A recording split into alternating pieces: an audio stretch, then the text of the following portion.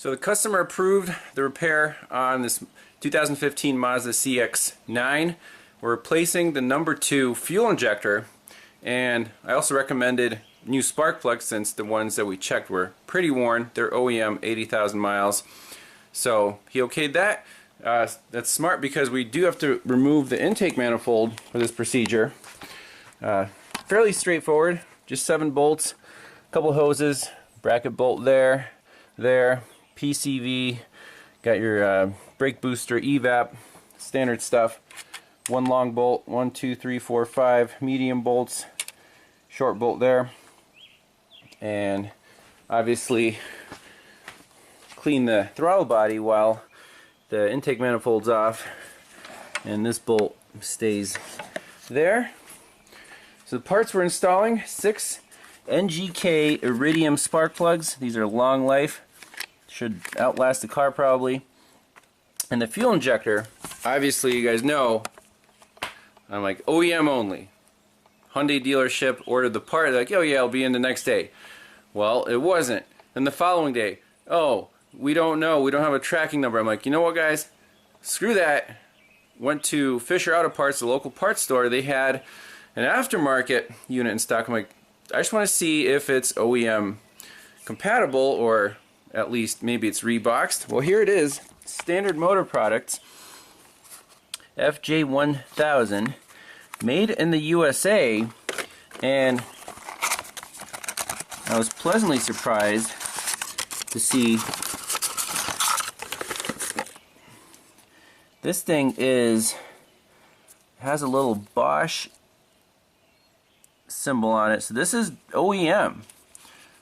This is, I think, what the car uses. Even has a little plus sign there. So this should work perfectly. What I want to do is put in the new plugs, put in the new injector, pressurize the system, and then we'll do the flow test just to make sure this injector does the drop, 55 to 30 psi, because the old one was dropping to 26. Then we'll be 100% sure that when we fire this car up, fuel trims should be on the money. So I'm going to finish this up, just nuts and bolts, and we'll do the flow test and then fire the vehicle up. All new spark plugs are in. Now we're going after this number 2 fuel injector, and what I like to do is first blow everything out with compressed air, since these fuel injectors are going to come up out of the manifold. We don't want any crap falling on the sealing surface.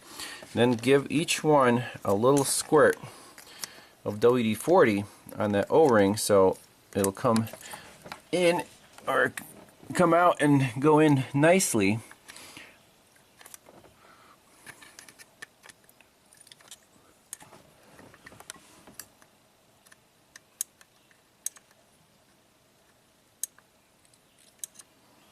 That's all we need.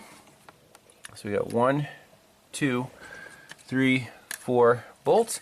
Lift the whole rail up and then unhook that fuel injector. Alright, here we go. 1, 2, 3, and 4.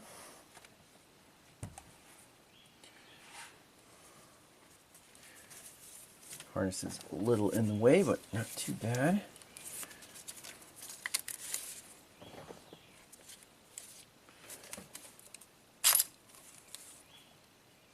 So fuel will obviously dribble out,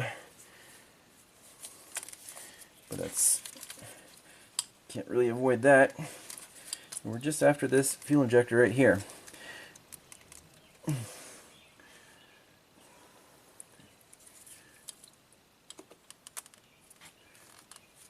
That's about it. There we go. So that's our prize. Take a look at the markings, and this is the exact same that we got in the SM or standard box. And I'm wondering if this clip will transfer it to the new one. Okay. So this little clip comes off. And then let's just put it on right here. So it even has grooves for the clip, and then this clips onto the rail.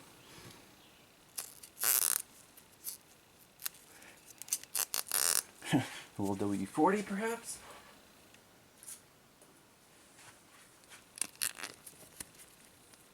There we go. Perfect. Lube makes everything go much smoother. So pop this sucker in.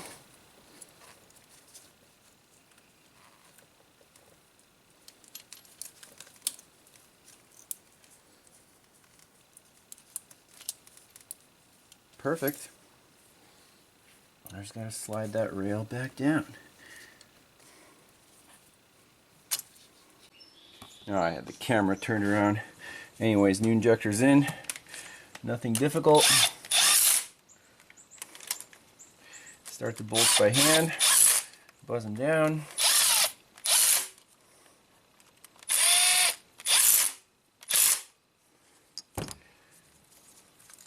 Plug it in.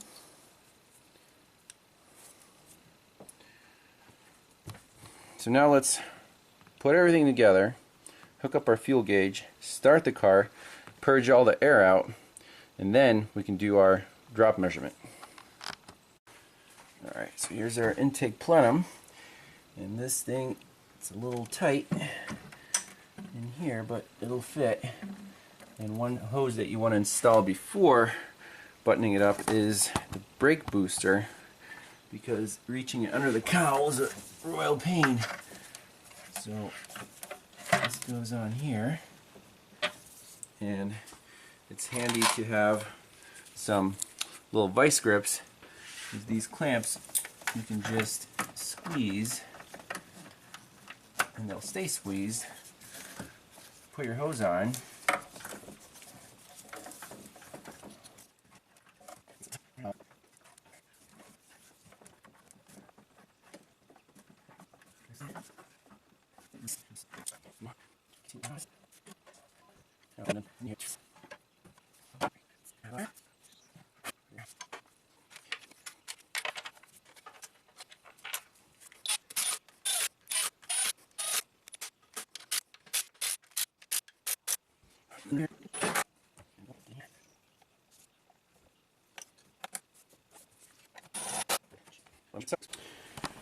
Everything's back together. Battery's hooked up. Fuel pressure gauge is hooked up. Let's just fire it up, get all the air out of the line.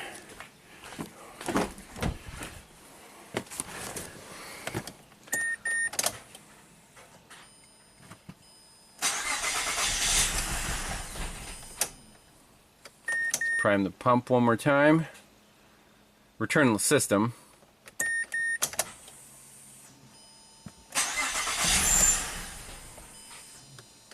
Apparently there's a lot of air in the line.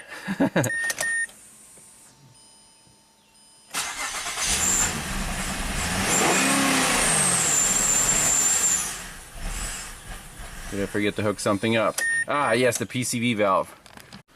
Okay, let's try that again.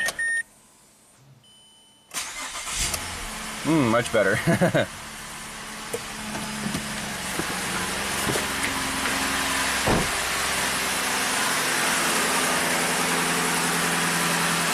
So our fuel pressure is at 60.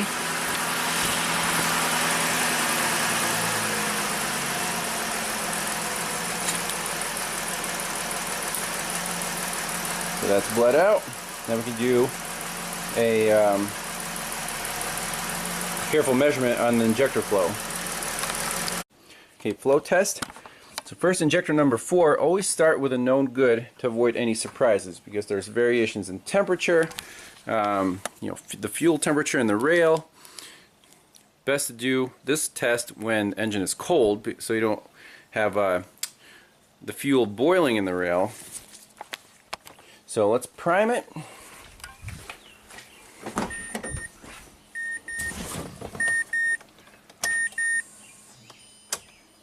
Okay. Starting at 55. See right there, it dropped to 39. Before it's dropping to 30. That's because right now everything is cold before the car was warm. That's why, exactly why, you want to do a controlled experiment on a known good. Because if you just tested the new one, you would say, oh crap, it's not flowing enough. Well, no, that's not the case. It just has to be the same as the other ones. So now let's just move our leads over to here.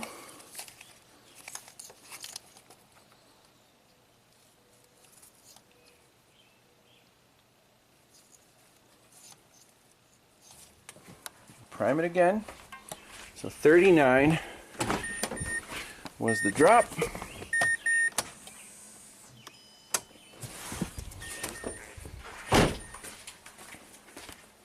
Starting at 55. About 38. So very happy with that. Within 1 psi, we could do this one more time just to verify our numbers. I don't like the way this lead is making contact, but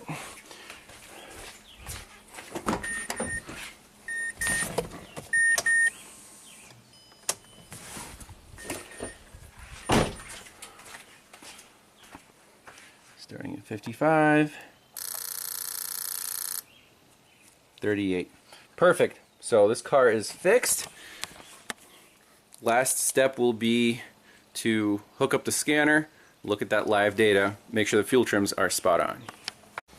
Alright, here we go. Live data pulled up, everything's zeroed out, we have the battery disconnected. Let's fire it up.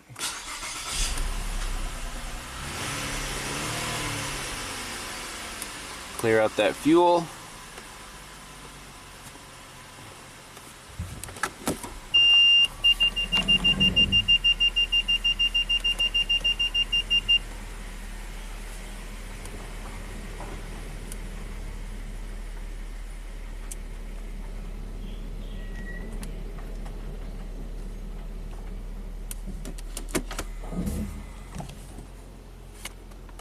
Okay, look at that. Short terms are identical, bank to bank, within like a couple percent. This car's fixed. Take it on a test drive and give the customer the good news. Oh, the data is beautiful. Both banks are basically identical, and look, the downstream sensor on bank 2 is now at 0.8, just like bank 1. So guaranteed, this car's fixed. Hope you enjoyed that one. That was not a straightforward diagnosis, especially considering. How do you turn the lights on here? There we go. You know, just the check engine light, no real drivability problem, but there was a problem, as we found. Very uncommon, an injector that's flowing a little too much. How often do you see that? First one I've seen. But logical approach, take notes, and let the data guide your next step, just like Bernie Thompson preaches. So thanks a lot for watching, and we'll see you next time. Bye bye.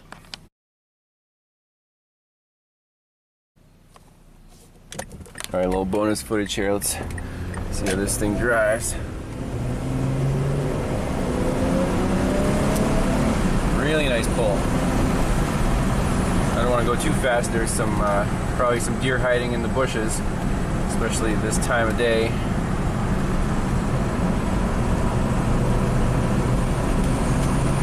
Feels like it has more power now because all the cylinders are running evenly. Before we had one rich one and two lean ones on bank 2. So obviously that affected the power. So customer will be very pleased, and that's it. See you next time. Bye bye.